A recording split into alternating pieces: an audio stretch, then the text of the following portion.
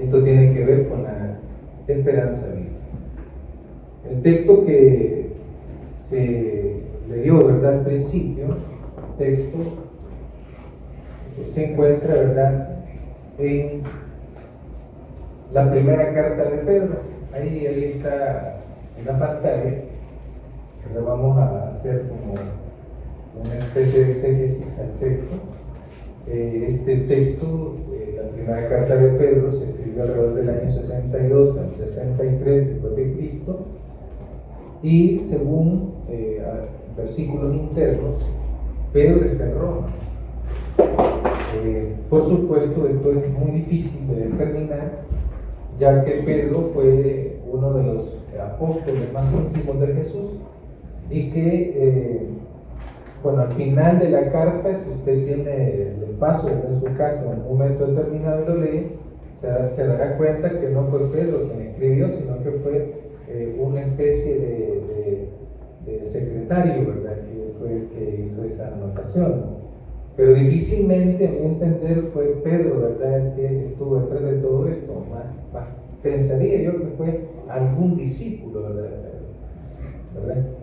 En todo caso, si hablamos que esta carta fue escrita en Roma y que algún discípulo, ¿verdad?, X, fue el que estaba en ese lugar, entonces podemos hablar también acerca de las dificultades que incurrían a aquellos que se denominaban cristianos.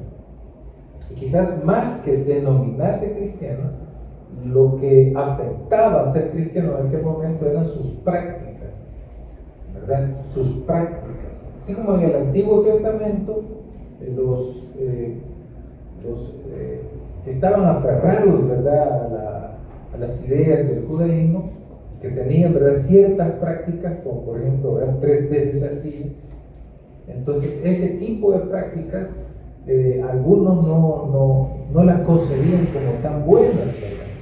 Así tenemos casos, ¿verdad?, particular, como aquellos personajes, ¿verdad?, que estuvieron cautivos en cierto imperio, y que las prácticas de los habitantes de ese imperio eran diferentes, y habían muchos dioses y se rendían cultos, homenajes a estos dioses, pero aquellos no, aquellos simplemente se inclinaban ante, entre comillas, la nada, ¿verdad?, porque no había un dios en que se podían inclinar. Los dioses estaban hechos de piedra, de madera o de cualquier otro, ¿verdad?, elemento material, y que ante ellos se inclinaban y los adoraban y les llevaban regalitos. Entonces, pero aquellos no, ¿verdad? Aquellos difícilmente iban a doblegarse. Entonces ellos hablaban con Dios, oraban a Dios, pero era ese Dios invisible, ¿verdad?, ese Dios que no puede ser hecho de las manos del hombre. Entonces viene y comenzaron, ¿verdad?, a quererlos afectar, a dañarlos.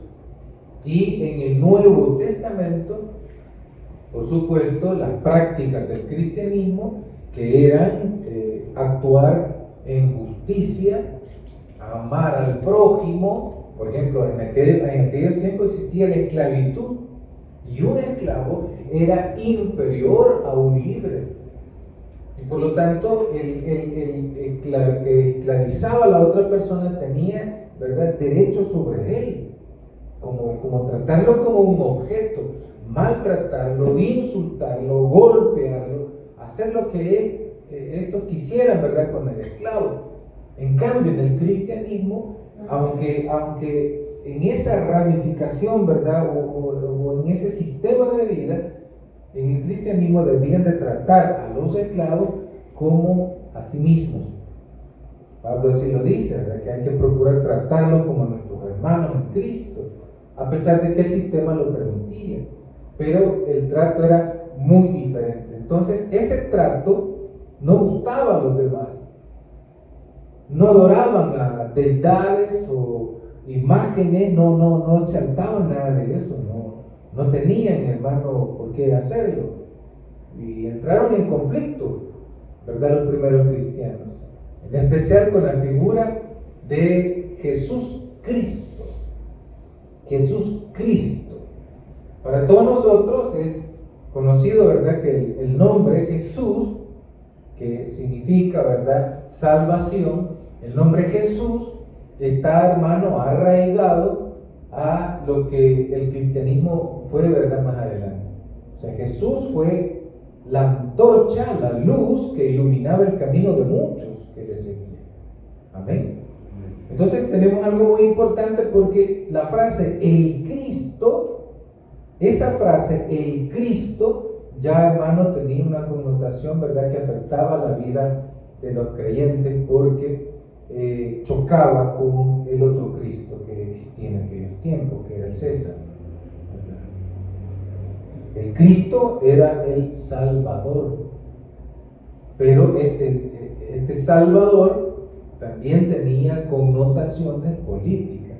Entonces, cuando a Jesús le llamaban Jesús el Cristo o Jesús el Mesías, entonces se metían en problemas con los políticos de aquel momento, porque, bueno, los Césares, los grandes reyes de Roma, mandaban hacer, ¿verdad?, lo que era el busto del emperador, y las colocaban en ciertos lugares estratégicos, y todas las personas que pasaban por ese lugar tenían que inclinarse, hacer reverencia, ¿verdad?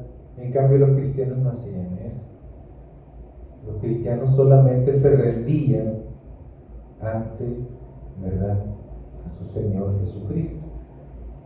Él era su salvación, y por eso, hermano, entraron también en conflicto, ¿verdad?, con el poder de aquel momento.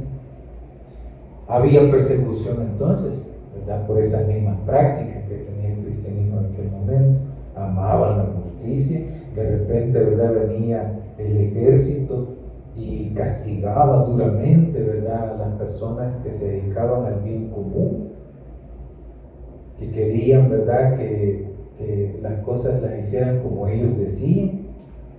Entonces venía el cristiano, y al ver la injusticia del otro alzaba la voz y decía: ¿por qué lo golpean? ¿Por qué lo maltratan? ¿Por qué mataron a fulano o fulana de tal? Entonces ellos exigían justicia, y eso no le gustaba tampoco al imperio, y perseguía a los cristianos. Entonces el cristianismo en esa época, ¿verdad?, de la primera carta de Pedro, exactamente en esa época, el cristianismo estaba, hermano, bien preocupado, estaban bien abatidos los cristianos de aquel momento. Miren, hermano, muchas veces a nosotros nos toca vivir quizás no en una tempestad como esa de persecución, fíjense. Nosotros prácticamente no nos persiguen por ser cristianos. Venimos aquí a la iglesia, nos sentamos y escuchamos, ¿verdad?, la palabra de Dios, cantamos a Dios también, y a nosotros nadie nos anda molestando por eso. Nadie nos pega, nadie nos persigue, nadie nos amenaza por ser cristianos. Pero en aquellos tiempos, hermano, era bien difícil ser cristiano, bien difícil. Entonces, por esa misma razón, ¿verdad?, aquellos creyentes, a pesar de las dificultades que estaban viviendo, la persecución, la amenaza de muerte, ellos, hermanos, encontraron esperanza. Esperanza, ¿verdad?, en Jesús de Nazaret. Esperanza en aquel que se convirtió para ellos en una razón de vida. Como le digo, quizás nosotros no tenemos una persecución a nivel político, porque los políticos tienen mucho poder, hermano. El político tiene mucho poder y daña la vida material, daña el físico del ser humano, daña la psicología de cualquiera, ¿verdad? Imagínense que de repente, si nosotros hubiésemos vivido en aquel tiempo y llegaran a su casa, a botarle la puerta, ¿verdad?, y a sacarlos arrastrados, así como hacía Saulo de Tarso también, ¿verdad? Que dice la Escritura que los arrastraba y los llevaba a meter presos a los cristianos por ser cristianos, por su forma de actuar en la vida. Entonces, imagínense que nosotros llegaran a buscar en esa condición, botan la puerta, nos agarran, hermano, a golpe, ¿verdad?, y nos van a meter presos. Entonces, eso no se da hoy, pero se dan otros elementos, ¿verdad? Porque muchas veces, hermano, a uno no le va tan bien en la vida. Muchas veces las enfermedades lo hacen cuestionar a uno. ¿Y dónde está Dios?, dice uno. Amén, iglesia. ¿Por qué a mí? ¿Por qué otros tienen tantas cosas y yo no tengo nada?, dice uno. Amén, iglesia. Entonces muchas veces, aunque no nos estén persiguiendo, pero nos hacen dudar de lo que nosotros creemos o podemos hacer en la vida. Por eso la primera carta de Pedro, capítulo 1, versículo 3, dice: bendito el Dios y Padre de nuestro Señor Jesucristo, que según su grande misericordia nos hizo, oiga, esta palabra es muy importante, nos hizo renacer para una esperanza viva por la resurrección de Jesucristo de los muertos. Aquí, hermano, está la esperanza viva. La esperanza viva, ¿verdad? Nos hizo renacer. O sea, aquel movimiento primero, el movimiento cristiano, estaba siendo perseguido, amenazado, encontró refugio, un por qué vivir en esta vida. Un por qué seguir luchando en esta vida, un por qué no quedarse, ¿verdad?, de brazos cruzados. Le digo yo a Isabel un día de estos que íbamos en el vehículo, había bastante congestionamiento que es común, ¿verdad?, bajando los chorros para Lourdes Colón, de Santa Tecla a Lourdes Colón, y allá a lo lejitos vi, hermano, a varias personas atravesándose la calle. E iba un joven con la mamá, de seguro era la mamá, iban tomados de la mano y de repente, ¿verdad?, el joven le jala la mano a la mamá y la mamá se quedó como corta, ¿verdad? Y se quedó en medio de la calle. Y el joven se pasó al otro lado y ella se quedó así. Y después se volvió el joven y la agarró de la mano y se la volvió a llevar.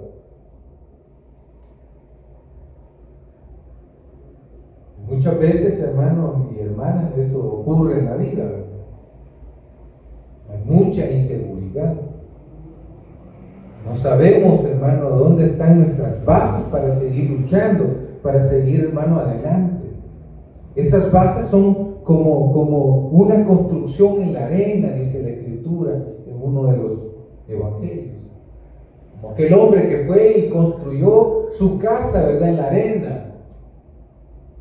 Por supuesto, no iba a aguantar, ¿verdad?, una infraestructura construida en la arena. Su base no es firme. Se va, hermano, a hundir. Se va a hundir de lado. Se le va a despedazar la casa porque no tiene una base. No hay una base firme. No hay donde uno estar parado, como dicen, en tierra firme. Por eso considero yo, hermano, a estas alturas de mi vida, que el cristianismo presenta una razón para seguir luchando, para seguir viviendo, para tener esperanzas en un mundo mejor. Amén, iglesia. Porque cuando esa construcción, ¿verdad?, de sistema de vida que el mundo le enseña a uno, cuando ese sistema se derrumba, no queda nada. Queda nada. El sistema de vida que el mundo nos enseña a nosotros llega un momento que se derrumba, no queda lo que es nada. Amén, iglesia. Por eso la Escritura dice que aunque tu papá o tu mamá te abandonen, con todo Jehová estará contigo. Muchas veces uno se cuestiona: ¿por qué yo no viví con mi papá?, dice algunos. ¿Por qué mi papá nos abandonó?, dicen unos. ¿Por qué mi mamá se fue?, dicen otros. ¿Por qué el esposo, la esposa, después de haberle entregado toda su vida, es abandonada o abandonado por el hombre? Y cuando ponemos nuestra esperanza plenamente en ese mismo sistema mundano, nos damos cuenta, hermanos, que todo se derrumba.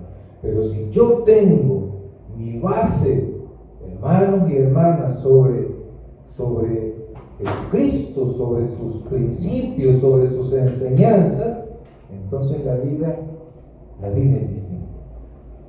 Amén, iglesia. Por eso aquella comunidad estaba alentando con este texto de la primera carta de Pedro. Estaba alentando que tenemos que ser diferentes en este sistema de vida que ahoga, que desespera y que mata las esperanzas de vida. Por esa razón, hermano, nos hizo renacer. En Cristo Jesús nos da, ¿verdad?, un nuevo nacimiento. Y ese nuevo nacimiento, hermano, entonces tiene que ver con esperanza viva, por la resurrección de Jesucristo de los muertos. Esa resurrección de Jesucristo de los muertos tiene mucho que ver, hermano, con la palabra de Dios, palabra que no muere, palabra que es eterna. Amén, iglesia. Bien. Entonces eso es lo que de manera general encontramos, ¿verdad?, en la primera carta de Pedro, que no necesariamente fue Pedro el que le escribió, ¿verdad? Pudo haber sido uno de sus discípulos, pudo haber sido otra persona también que ocupó el nombre de un personaje conocido para que su carta fuese, hermano, a tener ese impacto que tuvo, ¿verdad?, para los receptores. Entonces, aquí encontramos esa introducción, digamos, dentro de esta interesante carta, ¿verdad?, que yo le motivo que después de esto usted pueda darse el tiempo también para poder leer toda la carta y tener un panorama general, ¿verdad?, invitando al escritor también a hacer uso de esa esperanza viva a través de los actos que nosotros, ¿verdad?, debemos hacer en la vida, diferentes a los que comúnmente los malvados hacen, hermanos, fuera del cristianismo. Bien. Tenemos acá lo primero, la misericordia de Dios, el origen de la esperanza. Mire qué bonito esto, hermano, porque nosotros andábamos vagando en el mundo sin Dios y sin esperanza. Así nos encontrábamos todos en este mundo. Andábamos sin Dios y sin esperanza. Por eso es que el escritor dice: bendito sea Dios y Padre del Señor Jesucristo. Porque, hermano, encontramos respuesta a la vida que caminábamos allá, ¿verdad?, muertos en vida, prácticamente. La esperanza nace de la misericordia divina, no de nuestros méritos. O sea, y esto es bien importante porque en tiempos de Jesús habían unos grupos religiosos, entre ellos, ¿verdad?, el mayoritario, que eran los judíos. Pero estos grupos también tenían sus subdivisiones. Estaban escribas, fariseos, estaban los herodianos, entre otros grupos, ¿verdad?, de corte político, pero no dejaban de ser religiosos.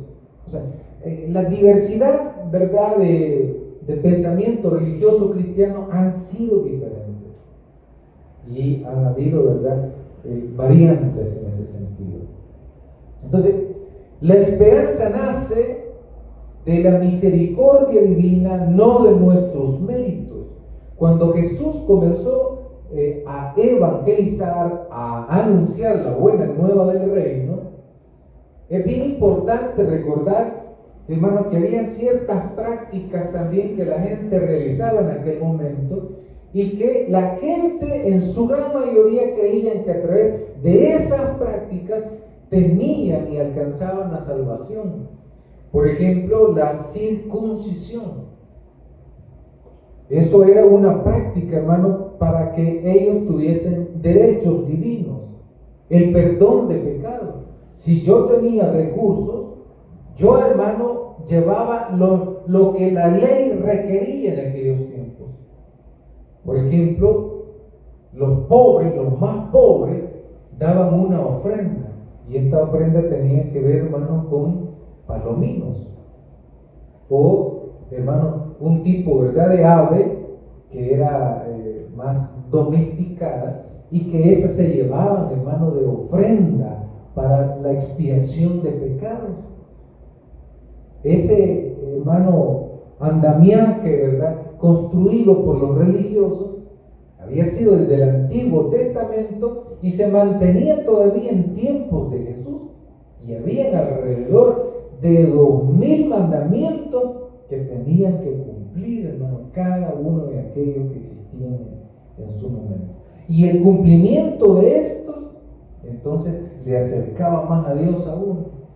Por eso, hermano, hay una enseñanza de Jesucristo donde estaba un hombre pobre y un hombre rico. Y el hombre rico decía: gracias, Señor, porque tú ya me diste todo lo que yo necesito en esta vida. Gracias, Señor. Y gracias porque no me hiciste como señalando y al otro, ¿verdad?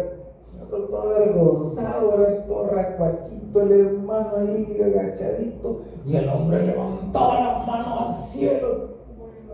Y de repente, hermanos, ¿verdad?, estaba el otro que ni se atrevía a mirar al cielo, dice, porque se sentía acusado, ¿sí? Se sentía mal. Y dice el Señor: ¿quién de ustedes creen que regresó a su casa más limpio de su corazón? Amén, iglesia. Bueno, entonces ahí tenemos nosotros, ¿verdad?, algo muy importante. Esa misericordia, hermano, desde Jesús, que fue cuestionado porque había un hombre que lo habían llevado enfermo y Jesús le dijo: tus pecados te son perdonados, levántate y anda. ¿Y quién es?, dicen aquellos, ¿verdad?, los religiosos. ¿Quién te ha dado a ti derecho a andarle sanando los pecados a este hombre? Y ahí vengo yo, hermano, y veo la misericordia de Dios. Amén, iglesia. La misericordia divina, hermano, es la que nos ha enseñado a nosotros acerca de la esperanza. Esa misericordia de Dios para con nosotros. Ya no se trata entonces, hermano, de querer ganarse el beneplácito, el bien de Dios, como quererle torcer la mano a Dios, ¿verdad? Ah, Señor, pero mira, yo hice esto, yo hice lo otro, Señor, ¿verdad? Yo estuve ayunando, Señor, 45 días, más que Jesús allá, ¿verdad?, en el desierto. No, hombre, yo soy más grande que Jesús. Así que Dios, dame el milagro que te pido. Amén, iglesia. No se trata, hermano, de que yo, por hacer ese tipo de cosas, hermano, le voy a torcer la mano a Dios, porque hay personas que simplemente han orado y le han dicho: Señor, ayúdame, sáname, y el Señor lo sana. Por misericordia. Amén. Por misericordia. Entonces aquí la esperanza, hermano, que uno conoce acerca, ¿verdad?, de la acción divina sobre nuestra vida, es porque es la gran misericordia de Dios, hermano, y no es porque nosotros lo merezcamos. Amén. Pero esa misericordia se recibe y se experimenta por medio de la fe. La fe, hermano, es lo que yo creo en relación a Dios. Mi fe es la que alimenta también, hermano, la esperanza. La fe, ¿en qué creo? ¿En quién creo? Es una base, ¿verdad?, que nosotros tenemos. Yo creo que Jesús, como Hijo de Dios, vino a este mundo y nos enseñó, hermano, aquellos principios, la palabra de Dios entre nosotros, que nos hace a nosotros caminar en la vida. Yo, obedeciendo a Dios, entonces, hermano, experimento la fe. Amén, iglesia. Bueno, la fe nos abre los ojos para reconocer la misericordia de nuestra vida cotidiana. O sea, cuando hablamos de esperanza no significa que yo me quedo con los brazos cruzados esperando que Dios haga el milagro. No, yo voy a hacer algo. Por ejemplo, yo, hermano, decía hace varios años atrás, yo decía, a mí me gustaría estudiar la palabra de Dios, decía yo. Y bueno, fui al seminario. Y yo decía, quiero más, decía yo, quiero conocer más de Dios, decía yo. Fui a la universidad. Amén. Y yo decía, bueno, yo veo de que hay quienes, cuando leí un libro, yo decía, bueno, y aquí en pie de página del libro aparecen unas referencias del libro que aquí no los venden, decía yo. Y de repente, hermano, aparecen un montonazo de libros en internet en formato digital. Y decía yo, ¿y estos libros? Y decía buscarlos yo, hermano. Y de repente los he encontrado. Y comenzaba también a darles lectura. Y ese tipo, hermano, de curiosidad es muy importante, ¿verdad? Nosotros como creyentes, como cristianos. Entonces, la fe, si bien es cierto, hermano, tiene que ver con ideas, pero también no es una fe que se esconde en las ideas o se refugia en las ideas, sino que también es una práctica de vida. O sea, la fe también es visible en la práctica de vida, no porque vengamos o que estemos de rodillas o que, hermano, estemos levantando nuestras manos al cielo. No. Cuando yo me refiero a la práctica de vida es porque yo, hermano, actúo en justicia con los demás, porque yo no miento, porque yo hablo verdad con los demás, porque yo no finjo mi fe. Amén, iglesia. No debería de ser así. Debería de ser así.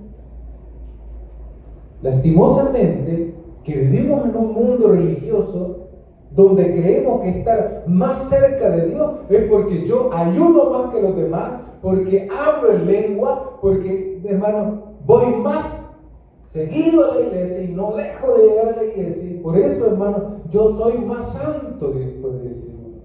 No, hermano, eso es parte, por supuesto, pero no lo hace a uno más santo eso. Amén, eso. Sino que mi trato con mi semejante, el respeto que yo tengo al otro, al hermano o a la hermana. Una vez a mí un hombre me enseñó, hermano, algo muy importante, en una lectura, en algo tan sencillo. Y decía, hermano, que cuando uno se encuentra con un grupo familiar, tiene que saludar también a los niños y con respeto, fíjense. Porque muchas veces solo saludamos a los adultos, pero a los niños no los saludamos. Entonces esto es bien importante porque aquí, hermano, nos permite a nosotros, ¿verdad?, saber de que la fe, entonces, hermano, es una fe activa, no es una fe que radica solo en las ideas, sino que en la práctica de la vida también.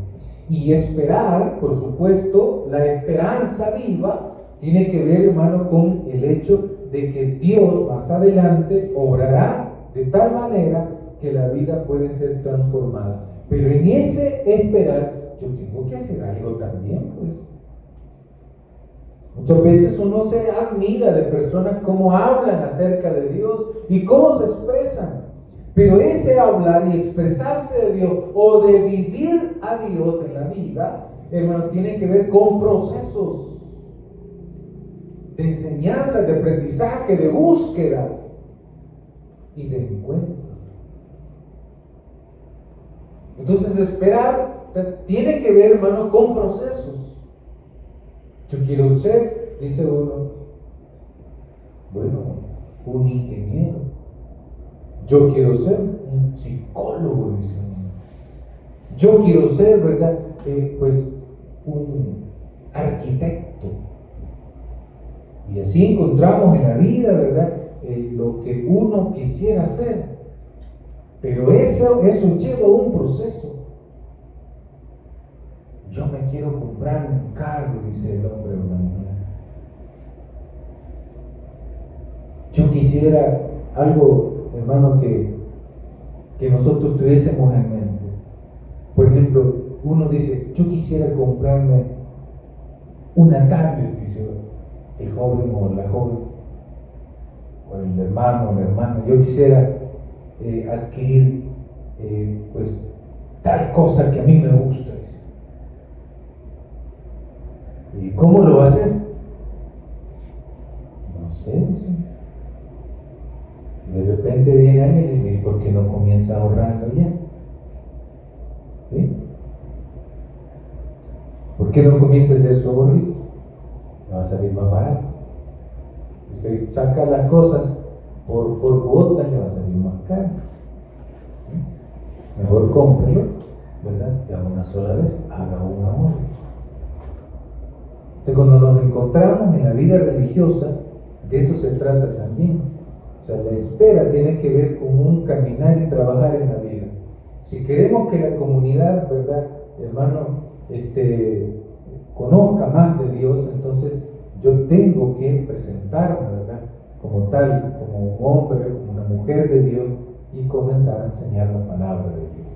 Entonces, la misericordia de Dios es el origen, hermano, de la esperanza. Ahí encontramos, ¿verdad?, ese aspecto. La resurrección de Cristo, como dice también, ¿verdad?, el texto bíblico que nosotros hemos leído, la resurrección de Cristo es un fundamento.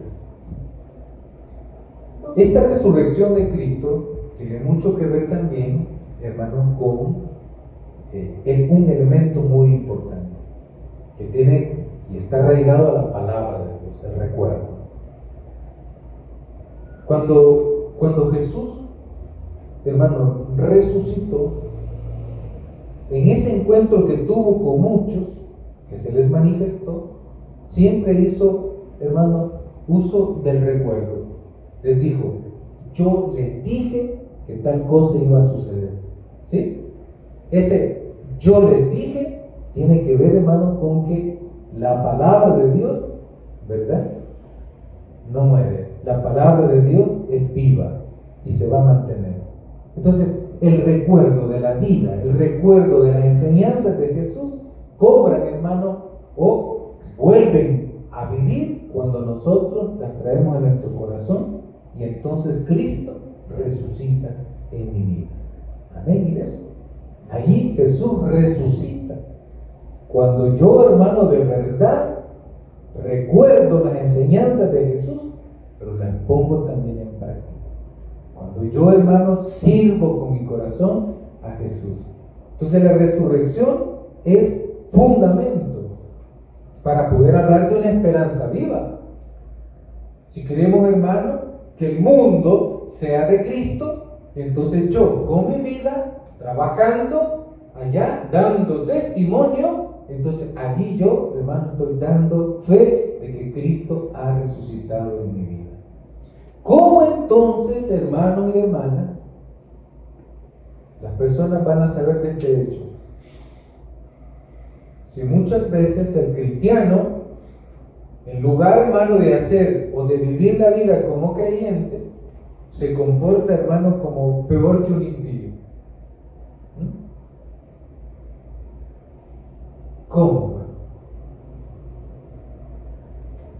Dice que hay algo muy importante, ¿verdad?, que debemos de hacer hincapié, y es el hecho, hermano, de que cuando yo pues estuve en la universidad recibiendo las clases de forma de todas las materias, ¿verdad?, que son alrededor de 50 materias en el trabajo de graduación, que en ese proceso estoy, y recuerdo que tuvimos una materia que se llamaba ética relacionada al derecho, ¿verdad? Y la ética nos enseña a nosotros, ¿verdad?, como profesionales, ¿verdad?, de esa rama, nos indica a nosotros que tenemos que actuar de buena fe. O sea, todo abogado, todo juez, todo hermano, toda persona que conozca de leyes y que ha recibido una formación, ¿verdad?, sistemática, debería entonces de actuar de buena fe siempre. Y se nos advierte que tengamos cuidado, hermano, ¿verdad?, en el uso del poder que se nos ha otorgado. Pero ¿qué encontramos en el mundo? Le pregunto. Muchas veces hay abogados, hermanos, que porque el otro desconoce de la ley, se aprovechan de esa ignorancia. Miren, hermano, hoy si una persona cae presa, difícilmente va a salir en pocos días. Difícilmente va a salir en pocos días. Según la Constitución, el Estado, hermano, está para analizar su caso, y si no le encuentran indicios de que usted es una persona, hermano, que no ha cometido ningún ilícito, tiene que soltarlo en 3 días. 3 días va a estar usted encerrado en una Bartolina. En 3 días. Pero bueno, como las garantías constitucionales de la defensa de la dignidad humana han sido suprimidas por el famoso régimen de excepción, entonces usted ya no pasa 3 días en Bartolina, hoy pasa 15 días en lo que usted está siendo investigado. Pero también, hermano, si usted, ¿verdad?, ha caído bajo el régimen, entonces ya no se le dan los 15 días, se le van a dar 2 años.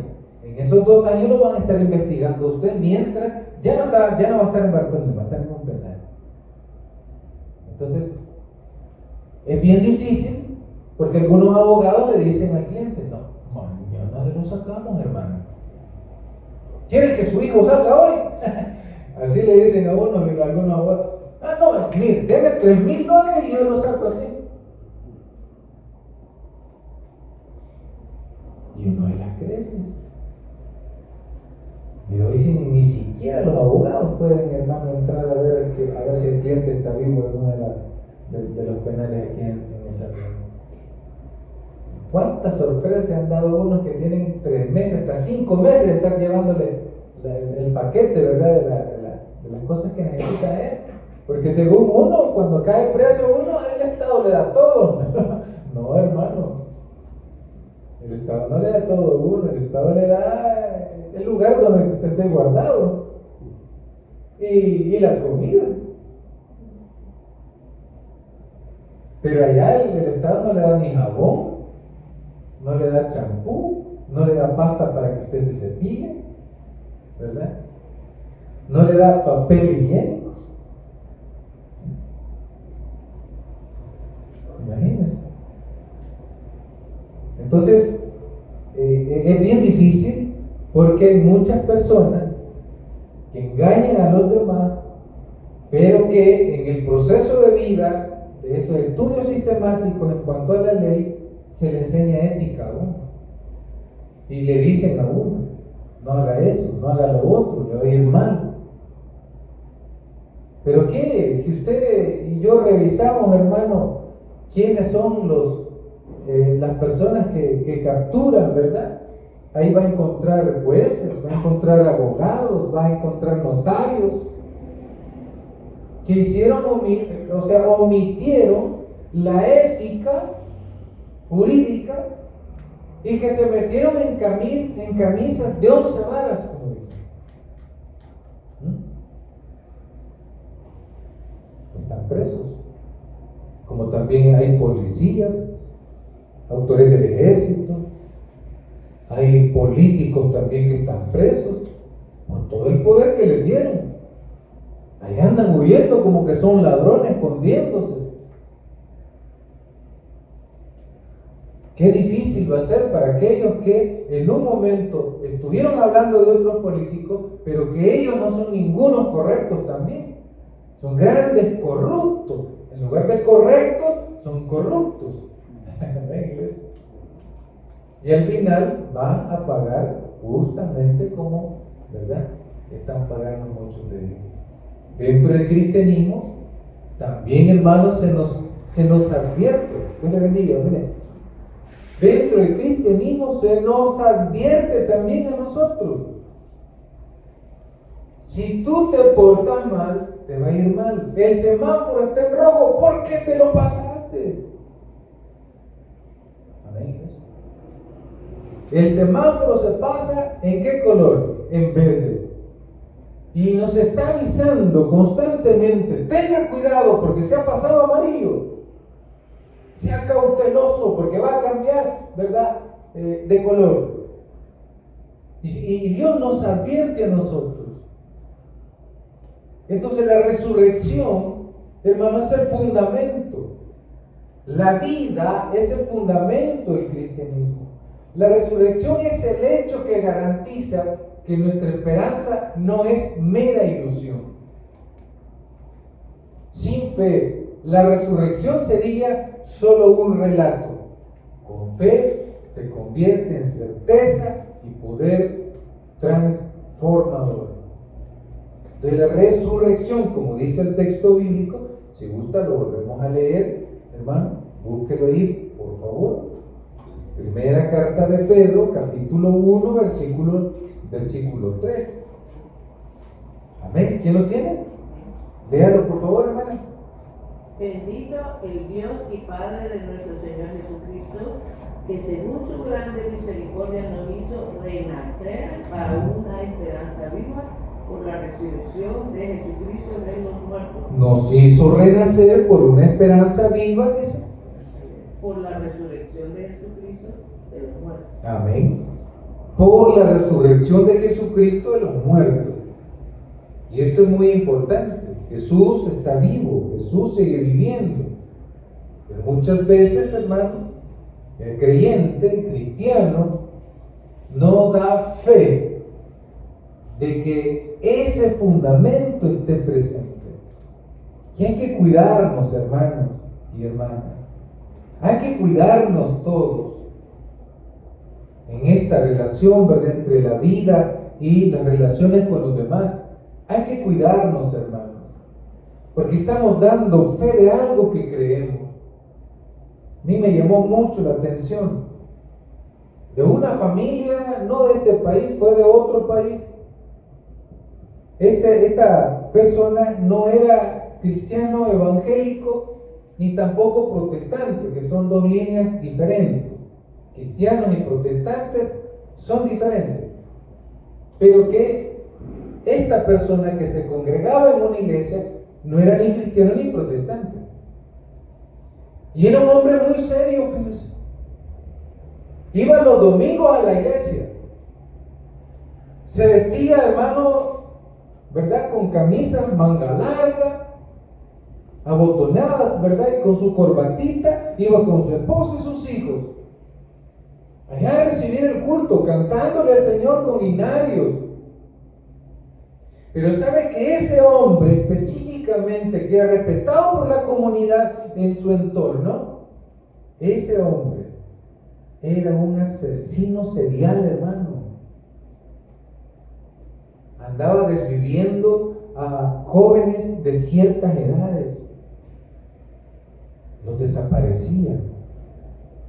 Fíjense. Pero allá llegaba a la iglesia, allá se congregaba. Y en nombre de Dios, hermano, allí alrededor de los hermanos también, alabándolo. Pero sus actos eran criminales. Todo creyente, todo cristiano debe de actuar, hermano, conforme a lo que ha creído. Si sus actos, hermanos, son distintos, entonces no le ha nacido todavía, no ha nacido de nuevo. Tendría que, hermano, encontrarse con Dios verdaderamente y caminar con Él. Y ese caminar con Él tiene que ver, hermano, con los actos, o lo que yo, hermano, hago en la vida, mi trato con mi semejante. Amén, iglesia.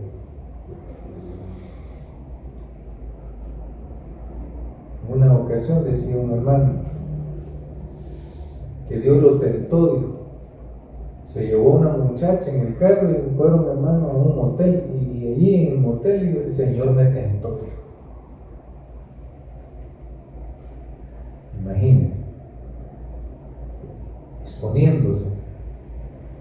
Entonces no es así el asunto. El asunto, hermano, es la práctica de la fe en la vida propia, allí en medio de la gente, con mis compañeros de trabajo, en la escuela, allá donde yo estudio, a solas, cuando nadie me ve, porque cuando nadie me ve, yo hago lo que yo quiera. Amén, iglesia. Cuando nadie está ahí, cuando el pastor no está, cuando el líder no está, cuando mi mamá no está, cuando mi papá no está, entonces yo soy otra persona. No se trata de eso.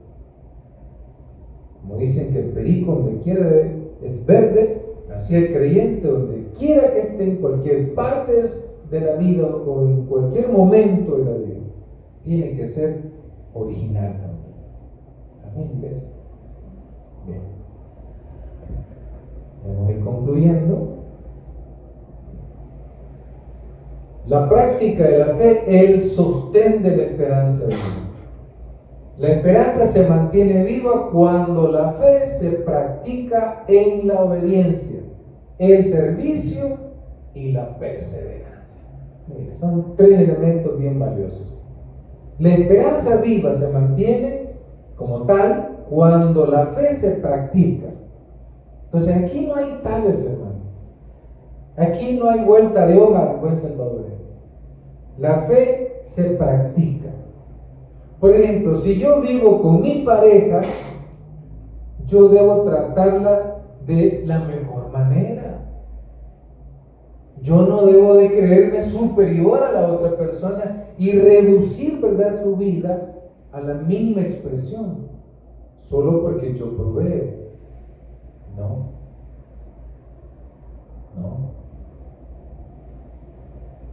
Y ahí hay muchas cosas que suceden en la vida.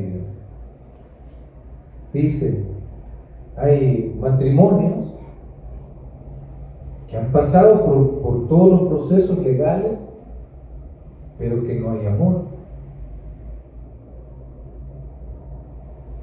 Y muchas veces las personas creen que están obedeciendo a Dios por, ¿verdad?, por el matrimonio. Si bien es cierto, hermano, es a nivel social, ¿verdad?, es algo importantísimo, por supuesto, pero si no hay amor, viene siendo, hermano, como lo que Jesús criticó allá en el Nuevo Testamento, ¿verdad?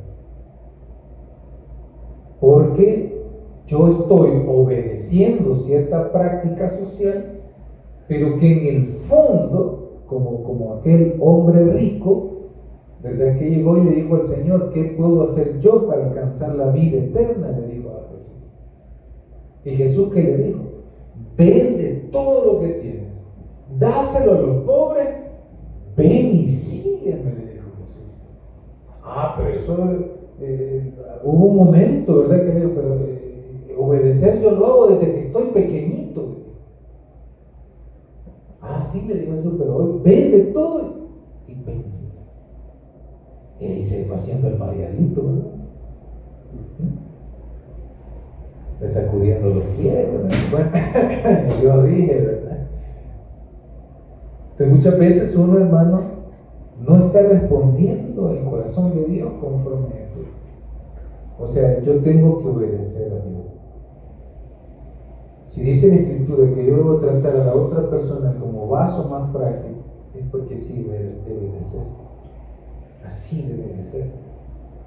Amar a la otra persona, quererla, hermano, de verdad, apreciarle porque ahí está, porque me está acompañando, porque camina conmigo. Que muchas veces, hermano, dan ganas de salir corriendo, ¿verdad? Amén. Dan ganas de salir corriendo. Y así es la vida también, ¿no? Pero debo de darme cuenta, ¿verdad?, que es parte de mí. Es parte de mí aquella persona. Sus ojos, sus pies, su olor, hermano, todo es parte de mí también. Entonces, la esperanza se mantiene viva cuando la fe se practica en la obediencia. Mire qué bonito eso. En la obediencia, ¿qué? La palabra de Dios, el mandamiento de Dios.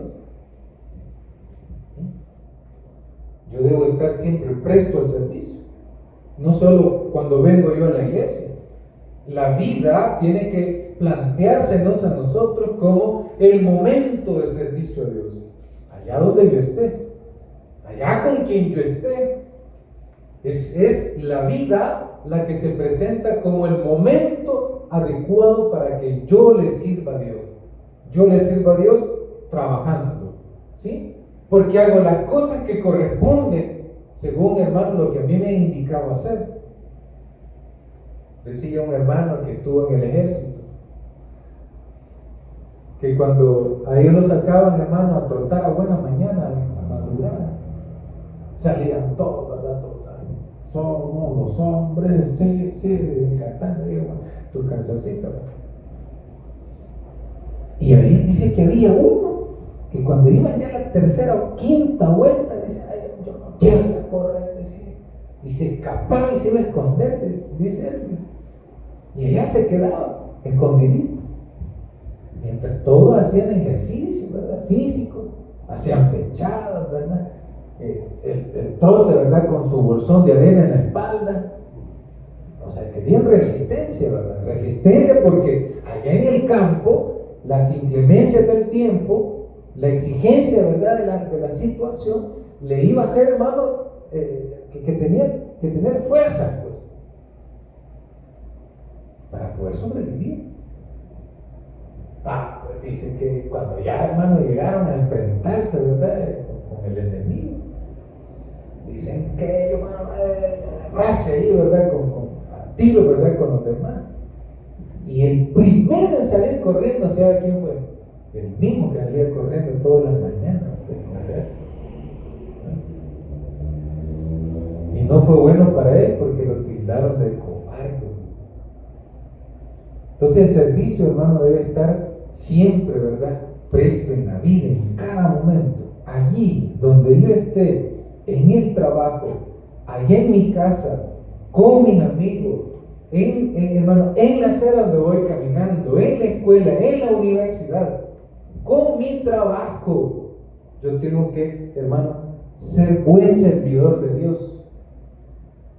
Como jefe, yo tengo que ser un buen servidor de Dios. Y por supuesto la perseverancia, tengo que insistir. ¿Y por qué me voy a echar para atrás? Pues? Si este camino que Dios me ha brindado hasta este momento, Dios ha sido fiel conmigo, ¿y cómo lo voy a abandonar? ¿Cómo vamos a abandonar el camino de Dios? Si su marido le dejó, si su mujer le dejó, si sus hijos no le hacen caso, hermanos y hermanas, déjenme decirle que Dios debe, hermano, estar siempre allí con nosotros. Y Él está. Y no por eso yo ya voy a dejar de ir a la iglesia, voy a dejar de orar, voy a dejar de insistir en el camino de Dios. El hecho de que uno haga el mal no significa de que Dios me lo haga a mí directamente. Dios no me hace el mal a mí, lo hacen las personas. Amén, iglesia. Entonces, mire qué importante es. La esperanza se mantiene viva cuando la fe se practica en la obediencia, en el servicio y en la perseverancia. Yo debo de insistir en oración, en ayuno, en asistencia, lectura bíblica, en esa común unión con Dios. La fe no es solo creer entonces, sino vivir conforme a lo que creemos. Esto tiene que ver, hermano, con una coherencia con lo que nosotros decimos ser a través de nuestros actos, ¿verdad? O a través de nuestras palabras. Por ejemplo, la gente nos ve salir a nosotros de nuestras casas con la Biblia. Bueno, algunos que se les ve la Biblia, otros que no, les da pena darle en la mano. No debería darle pena dar la Biblia en la mano. Pena debería darnos a nosotros, hermanos, cuando, ¿verdad? Nos ven ahí en la calle, que de repente nos llega a tumbar la puerta a la policía porque andamos en camino de un hermano que no debíamos, ¿verdad? La fe entonces no solo es creer, sino vivir conforme a lo que creemos. Una fe activa alimenta la esperanza, mientras que una fe descuidada la debilita. Mi fe debe estar fortalecida. ¿Y sabe cómo se fortalece la fe, hermano? Viviendo en común unión, alimentándonos con la palabra de Dios. Viviendo en esta común unión. Ahí en mi casa, en mi trabajo, donde yo esté, abriendo la escritura, tratándola de llevar, pues, y poder leerla. Voy a ver qué dice Pedro en esa carta, la voy a leer toda, en un ratito la leo. Y viene usted y todavía, pero este texto me gusta, y ya comienza a rayarle usted. Esta palabra que está usando aquí me gusta, la voy a subrayar. La Biblia que yo tengo en la casa la tengo bien manchadita. Esta me la regaló mi hijo, Francisco, cuando él se graduó en la universidad, porque era una universidad cristiana. Me dijo, mira, te la voy a regalar. No le gustan mucho las Biblias a él, por lo visto. Le gusta vivir. Pero me la regaló, y en lugar que la bote, no, que me la regale, ¿no? Entonces, hermano, esta no la tengo manchada, porque es la que ocupo aquí en el púlpito. Pero la otra sí la tengo manchadita. Manchar la Biblia no es pecado. Entonces la tengo bien subrayadita. Anterior a esa, hermano, regalé otra, que esa sí la tenía más manchada todavía. Y cada vez que uno lee un texto, quizás ya lo leyó desde hace bastante tiempo y lo vuelve a releer, le da otro sentido. Bien interesante eso. Por eso es que la palabra de Dios es viva, porque no deja de darle un mensaje a uno. Dependiendo del momento, de las circunstancias, así también, hermano, Dios le va a hablar a uno. Entonces, ¿cómo vamos a alimentar nuestra fe? ¿Cómo vamos a mantener activa la fe? Mire, no dejando de congregarnos, no dejando de leer la Escritura, no dejando de preguntar, ¿verdad?, lo que nos pueden dar respuesta a las inquietudes que nos surgen. Hay varias formas.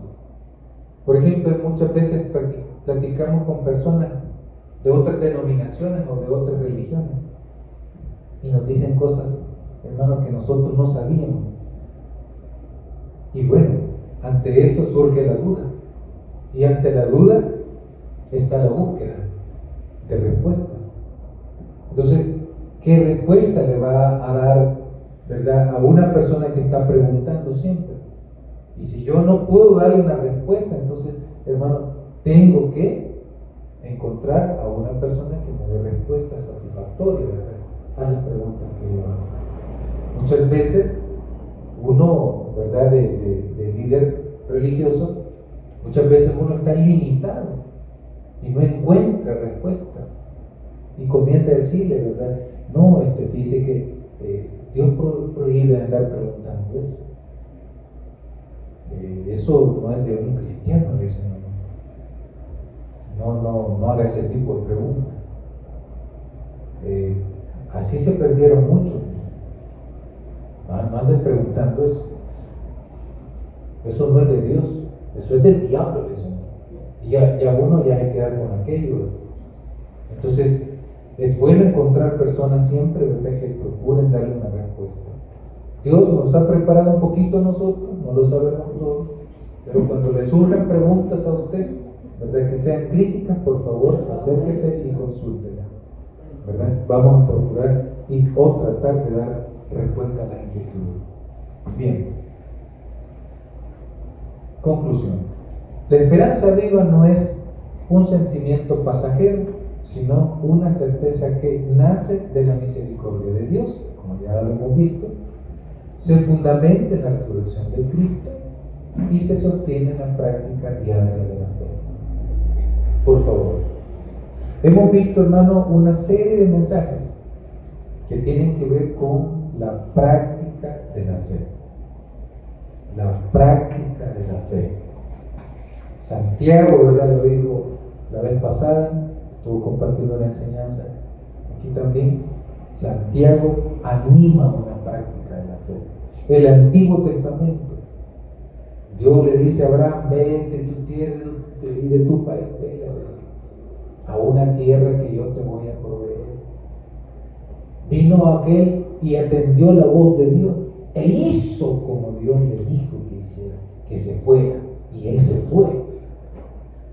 Si este hombre solamente hubiese escuchado, pero no hubiese hecho las cosas, entonces la historia no hubiera cambiado tanto. Amén, iglesia. Entonces la fe es una práctica diaria que yo tengo que realizar. Amén. Acostumbrémonos a orar en el transcurso del día, ¿verdad? En la mañana dándole gracias a Dios porque nos ha dado la vida.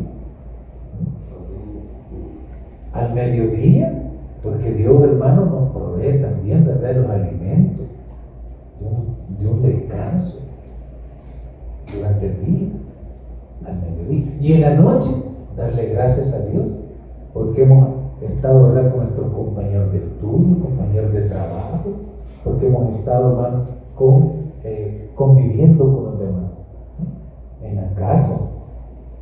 Entonces, entre otras cosas, por supuesto. Ahí está, hermano, la ética también del cristiano, que se niega a hacer lo que el mundo, hermano, le agrada que el ser humano haga y se destruya. Entonces, nosotros somos dados a la vida. Dios nos invita a nosotros a vivir esa fe. No dice la Escritura otra cosa, sino que tratamos de acercarnos, hermanos, a las enseñanzas de Jesús y procurar, ¿verdad?, vivir para Él en todo.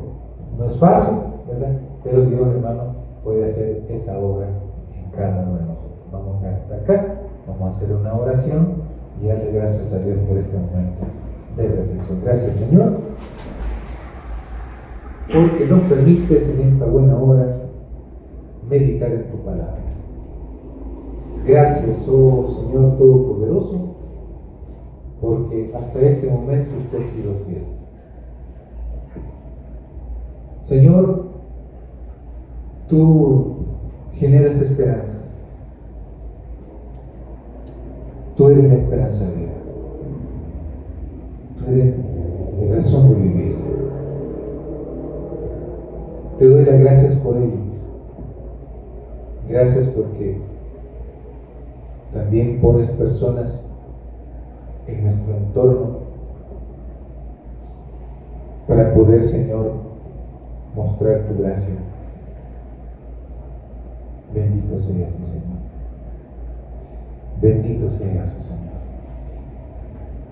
No te olvides, Señor, que cada uno de nosotros eligió un día entregarle la vida. Y si hay alguien en esta hora que duda de ese soporte vital, ese sostén que puede darnos a nosotros una mejor vida, este día le hacemos una atenta invitación. Entréguele su corazón a Dios y dígale allí donde está: Señor, yo quiero que usted se convierta en mi razón de vida. Yo quiero, Señor, que venga a mi vida y llenes mi corazón. Que saques todo aquello, Señor, que ha estado afectando mi vida, y vengas, mi Señor, como ese vaso de agua fresca que viene, Señor, a saciar mi ser. Bendito seas, te recibo en mi corazón y que voy a procurar, Señor, vivir para ti. Tratar de ser obediente y servirle, Señor, con todo mi corazón. Aparta todo estorbo el enemigo, Señor, limpia los caminos por donde vamos a pasar. Bendíganos a todos, mi Señor. Bendiga a cada familia presente acá y también a los ausentes. Guárdanos y cuídanos, mi Señor. Recibo de ti toda tu bendición. Recibo de ti, Señor, tu gracia, tu verdad, tu bondad. Gracias, mi Señor. Guíanos, por favor, en el camino. Danos fuerza cuando estemos débiles. Provee de sabiduría cuando la necesitemos para dar respuesta, Señor, a cada inquietud que la vida presenta. Abra puertas, Señor, y auxilia al necesitado. Da esperanzas al que está en la prisión, Señor. De esperanza al que está hospitalizado. De esperanza, Señor, al que camina sin rumbo, sin dirección, como nosotros lo fuimos en un momento en la vida. Da vida, Señor, al que está muerto y camina, Señor, como un zombi, sin alma, sin espíritu, sin razón de vida. Dale una razón, Señor, a esta persona de vida. Y provea, Señor, de su gracia siempre. Bendíganos a todos, mi Señor. Gracias una vez más, porque estás con nosotros y caminas con nosotros. Guíanos, mi Señor. Nos cubrimos con sus manos y en tu nombre oramos. Amén y amén. Damos un fortísimo aplauso al Señor. Que Dios pues nos bendiga.